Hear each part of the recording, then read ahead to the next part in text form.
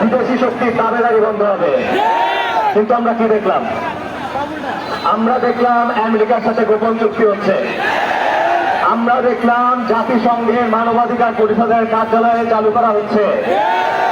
আমরা দেখলাম জঙ্গিবাদের নাটক শুরু করা হচ্ছে। আমরা দেখলাম ভারতের গোলামি শেষে এখন আমেরিকার গোলামের দিকে দেশকে নেওয়া হচ্ছে। আর আমরা যারা এটা বিরুদ্ধে কথা বললাম, আমাদের বিরুদ্ধে মিথ্যা মামলা দেওয়া হলো। এটা কেন হচ্ছে? আপনারা এই যে মানবাধিকার কমিশন, এই মানবাধিকার কমিশন পৃথিবীর 18টা দেশে আছে।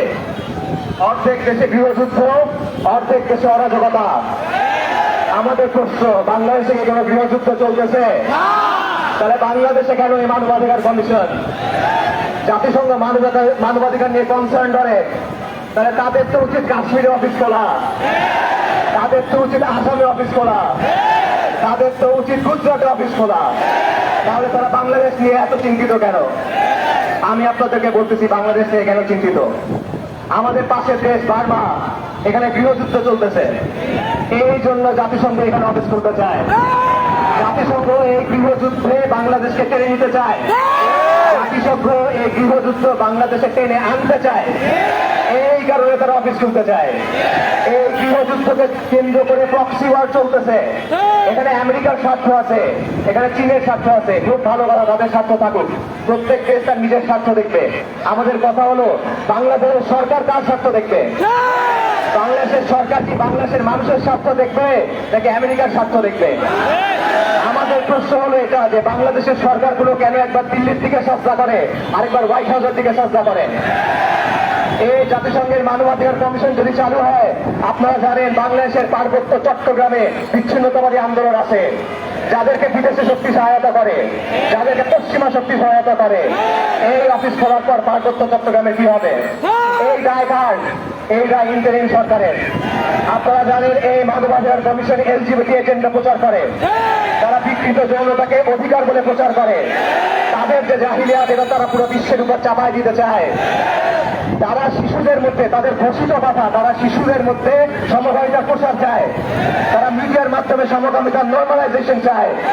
এটা আমাদের দিন বিরোধী, আমাদের আকিদা বিরোধী, আমাদের তৌহিদ বিরোধী, আমাদের তমুদ্দন বিরোধী। পুলিশ সরকারের কোনো অধিকার নাই, কোনো ম্যান্ডেট নাই, কোনো এখতিয়ার নাই এটা আমাদের উপর চাপায় দেওয়ার। কোন উপদেষ্টাদের এই অধিকার নাই, কোন রাজনৈতিক দলের কোনো অধিকার নাই। আপনারা মিলাই দেখেন, হাসিনা তার ইচ্ছা মতো সিদ্ধান্ত মানুষের উপর চাপাই দিত, ইন্টারিম সরকার তার ইচ্ছা মতো সিদ্ধান্ত মানুষের উপর চাপায় দেয়। হাসিনা গোপন চুক্তি করছিল, ইন্টারিম সরকার গোপন চুক্তি করে। হাসিনা ট্রানজিটের নামে করিডোর দিছিল, ইউনূস সরকার মানবাধিকার নামে প্রক্সি ওয়ার আনতেছে। হাসিনা বন্ধুত্বের নামে দেশকে ভারতের হাতে উঠাই দিচ্ছিল, ইংলিশ সরকার দেশকে আমেরিকার হাতে উঠাই দিয়ে চায়। আর যখন আমরা এটার বিরুদ্ধে কথা বলি, আমাদেরকে বলে জঙ্গি, আমাদেরকে মামলা দেয়, আমাদেরকে ভয় দেখায়। আমরা জানাই নেই, এই মামলার ভয় দেখায়, হামলার ভয় দেখায়, খুন খুনের ভয় দেখায় লাভ নাই। তাওহিদি জনতাকে সবচেয়ে বেশি নির্যাতন করছে হাসিনা। হাসিনা সর্বশক্তি দিয়ে চেষ্টা করছে, ভারত সর্বশক্তি দিয়ে চেষ্টা করছে তাওহিদি জনতাকে নির্মূল করার জন্য। ফলাফল কি? আজকে হাসিনা আছে? ওই হাসিনা এখানে আছে? তাওহিদি জনতা এখানে আছে?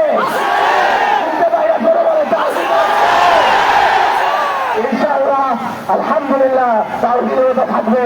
দিনের জন্য, কওমের জন্য, জমিনের জন্য আমরা first line of defence. India আসুক, আমেরিকা আসুক, তাওহিদি জনতা থাকবে। আমরা দিল্লির গোলামি চিহ্ন করছি, ওয়াশিংটনের গোলামি করার যা। এই জমি আমার, এই জমি আমার, এই জমি আমার।